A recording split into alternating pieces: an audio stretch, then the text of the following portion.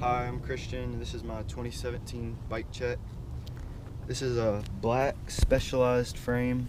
This is Specialized right there, and it's got the logo on the front. And these are just the stock forks, just matte black forks, and Odyssey lumberjack bars, 41 thermal. It's got blue ODI grips, a front P-Series rim, and an Odyssey Pursuit tire on it. I just got this. It's pretty durable. It's a silver Odyssey guarded sprocket, 25 tooth.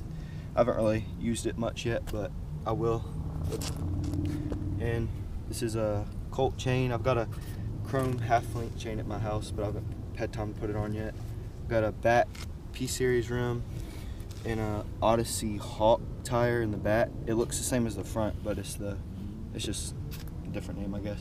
And Diamond back pivotal seat, Black Ops seat post, P-Series cranks, and Specialized pedals. And that's my bike check.